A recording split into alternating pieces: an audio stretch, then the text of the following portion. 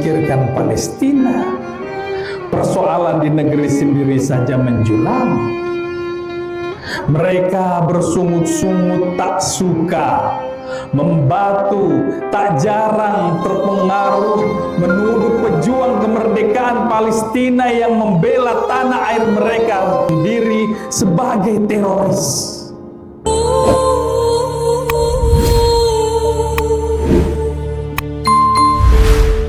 Selama ini mereka selalu merasa si paling terzolimi dengan peristiwa Nazi, tetapi kelakuan mereka sekarang jauh lebih buruk, jauh lebih parah dibandingkan apa yang dulu dilakukan oleh Nazi. Sehingga sebenarnya mereka itu disebut sebagai Maha-Nazi.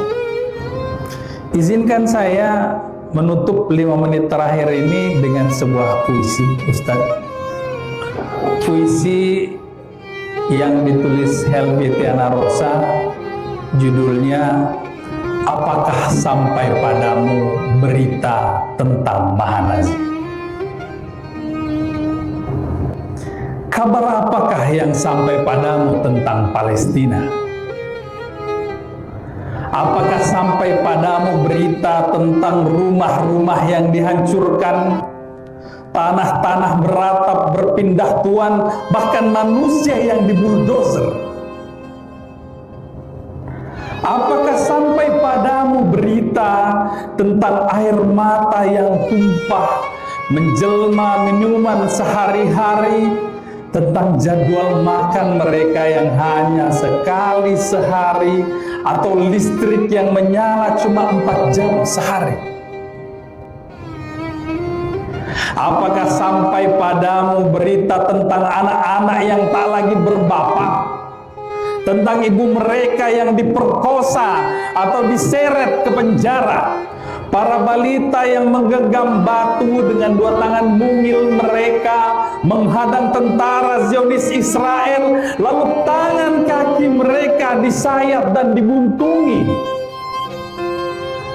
Apakah sampai padamu berita tentang Masjidil Aqsa, di halamannya mengenang darah dan tubuh-tubuh yang terbongkar, peluru yang berhamburan di udara menyanyikan lagu kematian menyayat nadi, kekejaman yang melebihi fiksi dan semua film yang kau tonton di bioskop dan televisi, kebiadaban yang Maha-Nazi. Tapi orang-orang di negeriku masih saja mengernyitkan kening. Palestina, untuk apa memikirkan Palestina? Persoalan di negeri sendiri saja menjulang.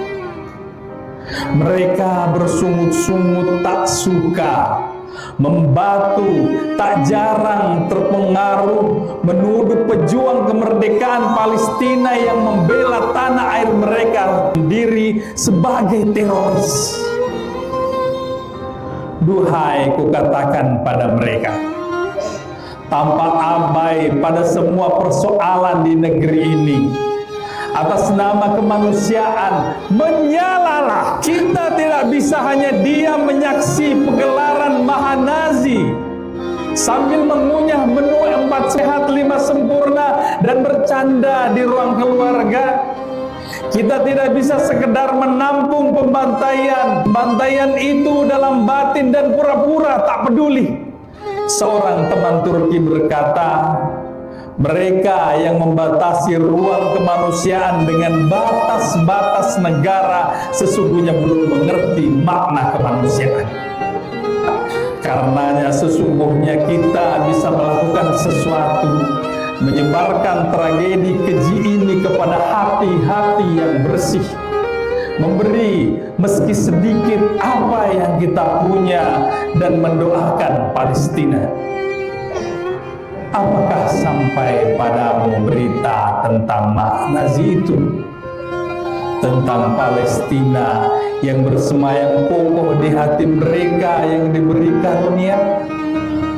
Seperti cinta yang tak bisa kau hapus dari penglihatan dan ingatan, air mata, darah dan denyut nadi manusia lawan Maha-Nazi.